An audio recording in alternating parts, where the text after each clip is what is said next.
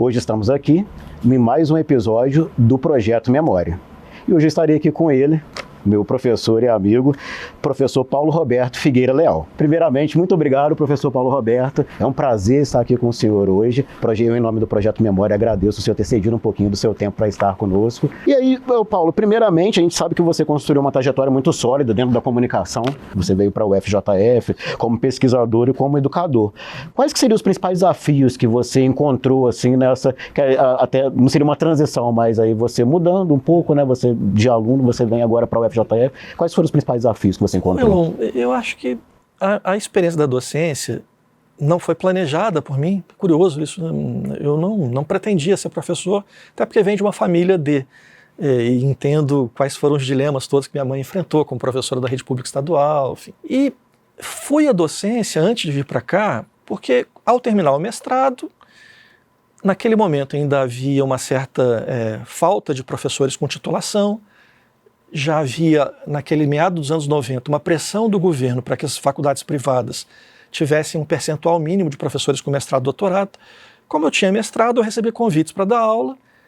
Na época eu trabalhava no Tribunal de Justiça como minha principal atividade profissional e comecei a dar aula como uma atividade acessória, porque, enfim, recebi esse convite e em algum momento essa atividade que não era planejada foi ganhando espaço na minha vida, foi ganhando espaço na minha atenção, foi ganhando espaço na minha afeição e em algum momento eu me descobri professor, em algum momento eu descobri que eu era mais professor que jornalista e nesse momento comecei a direcionar meus olhares para o futuro, pensando que ao terminar o doutorado eu pretenderia ir para uma atividade de docência mais plena do que aquela que as universidades privadas costumam oferecer.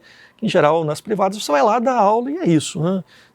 São raras as que te pagam para fazer pesquisa. Então, ao longo dos anos fazendo já o doutorado, eu já pretendia, ao final do doutorado, buscar os concursos que aparecessem de docência e pesquisa nas universidades federais e dei sorte, porque me doutorei em 2003.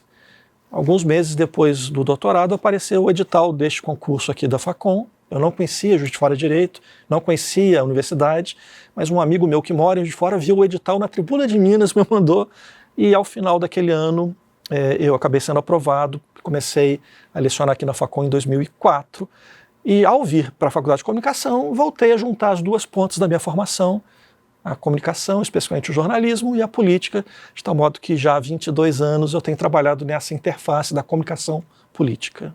Nossa, que interessante. Então foi algo que você não planejou vir para Juiz de Fora, para o UFJF? Não planejei virar professor, não planejei vir para Juiz de Fora, mas a vida vai abrindo portas que você não planeja e é importante a gente estar atento a elas, né? Em algum momento os nossos planejamentos furam porque a gente não encontra o que esperava, mas ao mesmo tempo tem que estar atento para aquilo que não se esperava e é oportunidade, e é uma chance, e experimentar, né? Como você foi meu aluno, eu sempre digo para os alunos aqui, trata de experimentar, né? Estamos numa universidade com 100 cursos de graduação, faz disciplina, às vezes você vai tropeçar numa paixão que nem estava prevista. Ter uma certa abertura de espírito para encontrar o que não se espera, para encontrar o que não se planeja, eu acho que é sempre desejável. Isso não é uma ode à falta de planejamento, não.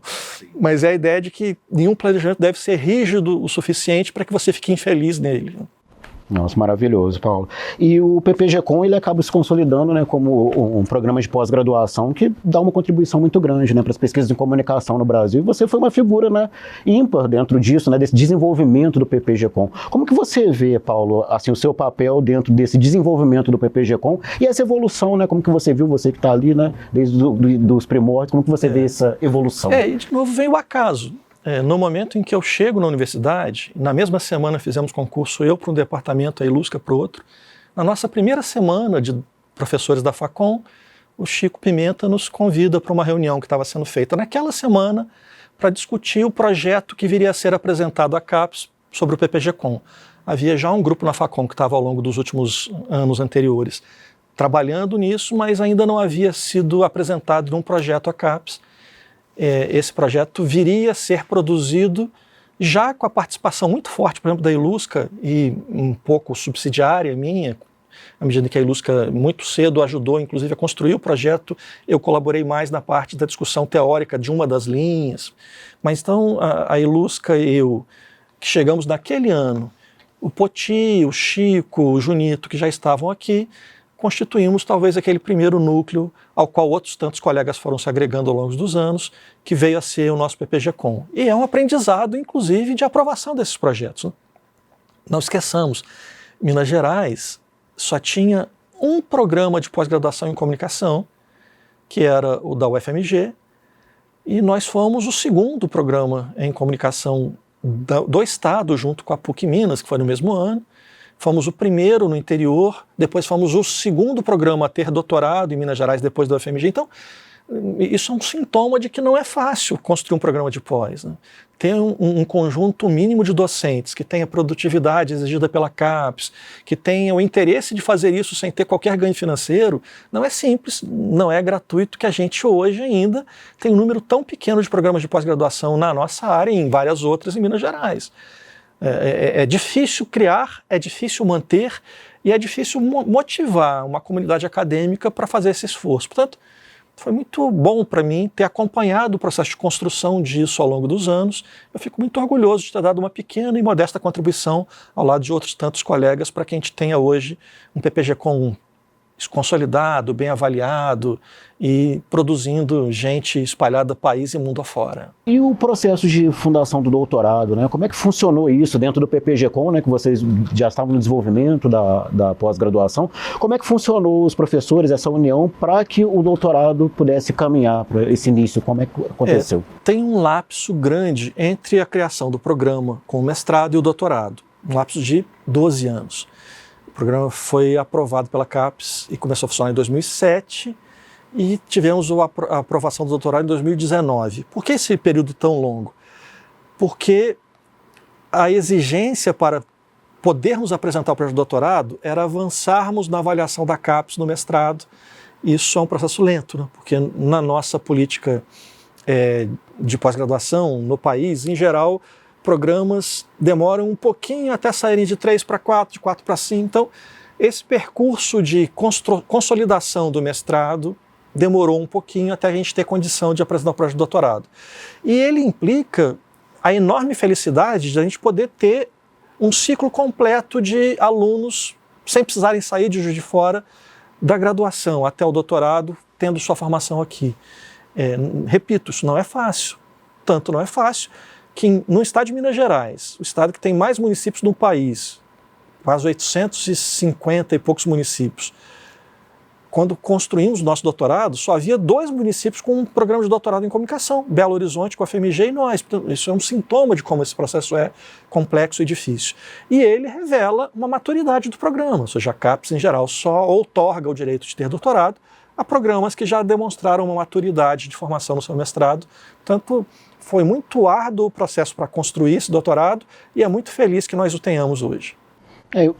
Paulo, aí você já coordenou diversos projetos de pesquisa. Tem algum projeto ou tem alguma tese, dissertação que você se lembra assim, de destaque que você...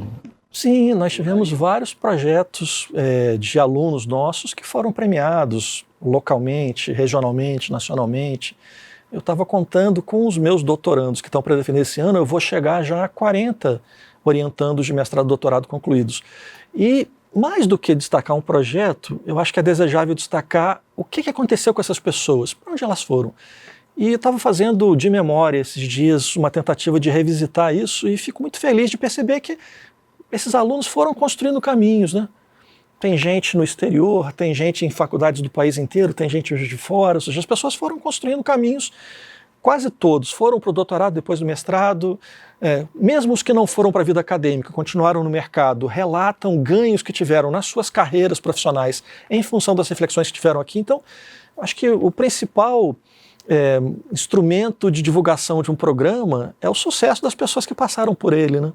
E, felizmente, o PPG-Com pode ter muito orgulho de ver o que aconteceu com seus alunos, como que eles construíram carreiras bem-sucedidas, super referenciadamente em termos positivos na vida acadêmica, na vida profissional. Portanto, talvez esse seja o principal processo de felicidade, mais do que um trabalho específico, a constituição de um percurso que os nossos ex-alunos estão construindo. E se você pudesse definir, né, a contribuição do PPG-Com para a comunicação brasileira, como é que você definiria? Talvez em poucas palavras. Eu acho que fazer pós-graduação, construir processos de consolidação de pesquisa em universidades do interior é sempre um desafio maior, porque há um conjunto de percepções bastante equivocadas de que a ponta dos processos de investigação estão nos lugares mais ricos, maiores. E, por favor, é verdade também. O que não é verdade é a percepção de que não é possível fazer isso no interior. Então tem uma dimensão política também da afirmação de uma universidade como a UFJF, que está numa cidade média, produzir programas de pós-graduação bem avaliados nacionalmente, que não ficam nada a dever para os programas das capitais, muito pelo contrário, em termos médios, nossas avaliações são muito superiores à grande maioria dos programas. Aqui um compromisso que é perceber a necessidade de interiorizar a pesquisa, de interiorizar a pós-graduação como ferramentas de equalização da sociedade que não pode ter uma concentração excessiva, como ainda tem em alguns poucos lugares. Portanto, esse é um desafio adicional, mas é também um orgulho adicional ajudar a construir esse tipo de coisa. Com certeza, Paulo. E aí, falando um pouquinho sobre comunicação e política, Paulo, as campanhas eleitorais, né, como a gente vê, elas têm sido afetadas muito enormemente por esse desenvolvimento tecnológico. Antes a gente se preocupava com a internet, hoje a gente se preocupa com a inteligência artificial e que sabe o que vai vir para o futuro. Então, o que você vê como as principais diferenças das campanhas de hoje para as campanhas em décadas passadas? O que você vê as principais diferenças disso dentro dos seus estudos? Eu acho que há alguns fenômenos característicos das democracias contemporâneas que são fortemente derivados das ambiências comunicacionais nas quais as discussões políticas se dão. Só para dar um exemplo, quando eu estava na faculdade, eu votei pela primeira vez para presidente, depois de 21 anos tivemos a eleição presidencial em 1989, foi meu primeiro voto, e naquela eleição o Collor derrota o Lula. E o governo Collor começa a definhar no primeiro dia de governo, porque ele faz o confisco da poupança. Portanto, milhões de eleitores do Collor começam a se decepcionar com aquele governo no primeiro dia de governo, não é no segundo, no primeiro dia. Portanto, o governo foi caminhando cambaleante, depois de denúncias de corrupção, até se tornar inviável e aconteceu o impeachment.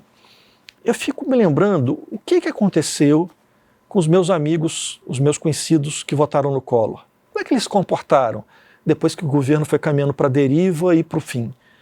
E eu me recordo muito claramente de que o primeiro passo de quase todas as pessoas que votaram no Collor, que eu sabia, foi ficarem quietas, sumirem um pouco do mapa, pararem de defender o governo nas suas falas, irem perifericamente ficando um pouco mais silenciosos, até que depois de 94 eles reaparecem votando Fernando Henrique, votando Lula. Houve um momento de silêncio. Houve um momento em que as pessoas fugiram do olhar público e da cobrança pública da posição que tiveram e reapareceram com outras posições. E eu fico tentando lembrar o que aconteceu com as pessoas que eu conheço que votaram no Bolsonaro em 2018. Essas pessoas não ficaram em silêncio em momento nenhum, porque mesmo que quisessem ficar em silêncio, o que quer que elas tenham falado revivia nas redes sociais delas de vez em quando. O que quer que elas tenham falado não foi falado só para um conjunto de 4, 5 pessoas perto delas. Foi falado para a enormidade dos contatos que elas têm. Ou seja, essas pessoas ficaram presas na sua posição de fala de 18, e mesmo que possam ter se arrependido, foi muito mais difícil para elas ficarem em silêncio, porque tem uma política tagarela que as próprias ambiências das redes geram. Foi muito mais difícil elas mudarem de opinião para não serem cobradas como se fossem vira-casacas ou que tal. Ou seja, eu estou sustentando aqui que, sem entender a ambiência comunicacional das redes digitais comparativamente a uma era em que a televisão era a única ou principal fonte de informação para as massas, não dá para entender por que a gente vive hoje uma era com mais polarização, com mais dificuldade de acordo, com mais dificuldade de repactuação. Isso claramente tem a ver com os atos de fala das pessoas nos ambientes comunicacionais. Ou seja, as variáveis comunicacionais são talvez as variáveis-chave para entender porque a gente está vivendo hoje no mundo inteiro uma política mais polarizada, mais virulenta, com mais dificuldade de produzir consensos mínimos e com maior possibilidade que você tenha pontos de contato cada vez menores entre polos distintos da política. Isso se deve a variáveis da comunicação, mais do que da política. Então, estou dando um exemplo, mas há milhões de outros possíveis. Ou seja, a ambiência comunicacional talvez seja a variável-chave para compreender por que funciona a política como funciona e que variáveis do campo da política estão correlacionados a essas dimensões da arquitetura comunicacional.